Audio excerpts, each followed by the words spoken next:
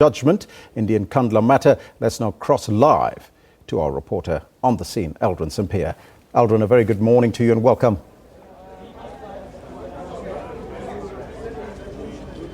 Aldrin, can you take us through that judgment? Well, good morning, Elvis. Certainly a victory for the EFF as well as for the DA as the judgment has been handed down. It's certainly a landslide victory considering that all the applications or all the mentions that the DA as well as the EFF wanted the court to rule on came in their favor. First of all, that declaratory order, Justice Mogoeng saying that this court has no choice but to give down that declaratory order that the president failed to uphold, to protect and to uphold and protect the Constitution before he handed down the judgment, indicating the role of the president, saying that the president himself is an image, or as he puts it, a personification of the Constitution, and he has the duty to uphold and protect the Constitution. Saying, well, the final judgment there that the president definitely failed to uphold the Constitution and uphold the Constitution. The other issue is the issue around the role that the National Assembly played after they got the report from the Public Protector, saying that they amount to second guessing in the report of the Public Protector after the ad hoc committees, the two ad hoc committees were set up, and as well as the Minister of Police was asked to investigate whether the president is liable to pay any amount. Mogoeng saying that unanimous judgment, they came to a point that those two investigations were destructive to the Public Protector as well as to this investigation. The other issue that he raised quite eloquently was the role of the Public Protector and the powers of the Public Protector, saying that the powers of the Public Protector are binding. There are not mere recommendations, and if the National Assembly as well as the President wanted to challenge the findings of the Public Protector, what they should have done is that they should have gone to a they should have gone to a court of law to overturn the findings of the Public Protector. Mogoeng also saying that the reliance on the High Court ruling relating to SABC COO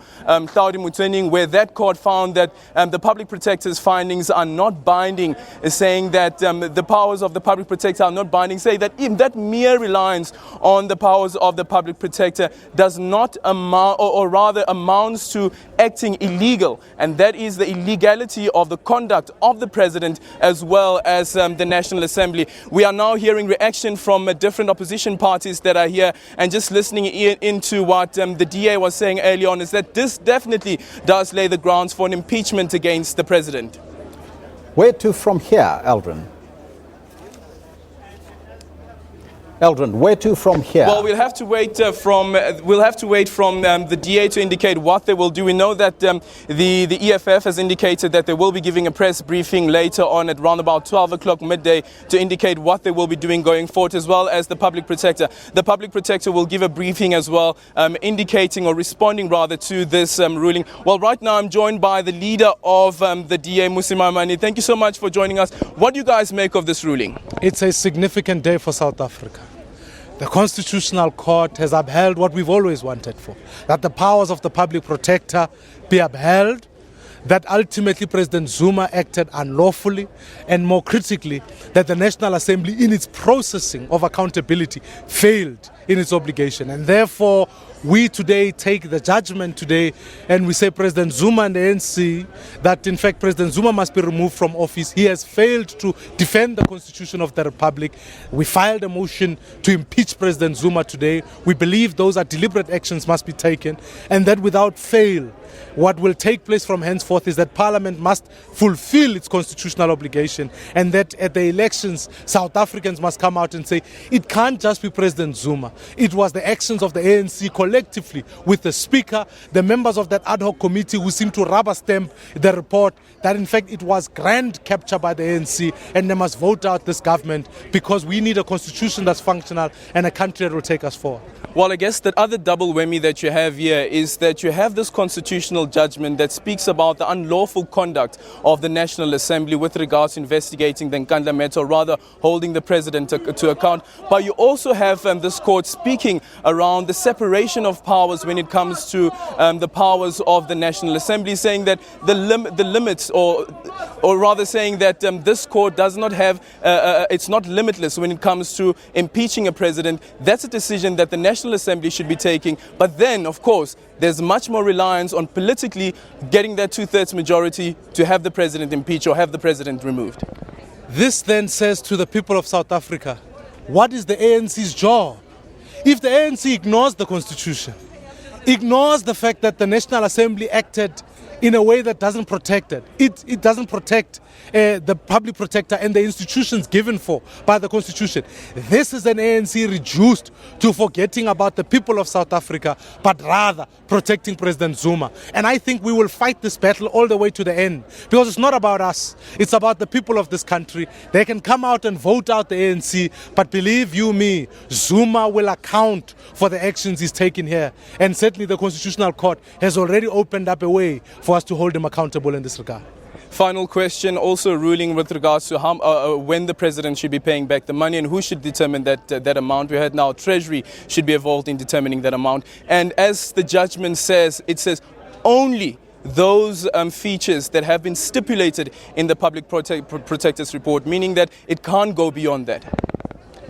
Only those items, and of course, what has to happen now is that Treasury must make the determination. We support that view.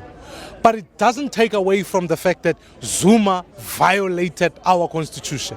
Yes, he must pay, and the criminal investigation that's taking place in Nkandla must continue. That doesn't absolve him of any of those actions. The reality of it is, as soon as he has paid back South Africa's money, all that remains for Zuma is that, in fact, Parliament must impeach him, which are the actions that we must take. Just a very, very quick one. Nathi Nhleko's report obviously has been nullified here, but in that report it did indicate that there are some features, security features, that still need to be upgraded at the president's homestead. Will you guys be supporting that, saying that the president must be safeguarded as well as his family? We could never allow South Africans to spend more money on a president who doesn't protect the Constitution. We will not support any further upgrades into President Zuma's home. That report is invalid, and we ultimately, as we stand here today, as the people of this country, feel that we've been vindicated, and Zuma cannot get an additional cent from the people of South Africa. And the good news about impeachment is that he will lose all of his benefits. So ultimately we believe that action must continue. Well, certainly this is not the end of the Nkandla matter. As I indicated earlier on as well, is that there is that investigation, or rather the lawsuit brought by the SIU against the architect of the Nkandla homestead of President Jacob Zuma, Minenhle Makanya. And then, of course, you also have the officials of Public Works who have been implicated in this saga. Well, those disciplinary hearings are still ongoing. Thank you, Aldrin. That's our reporter on the scene live from the Constitutional Court, and you heard it.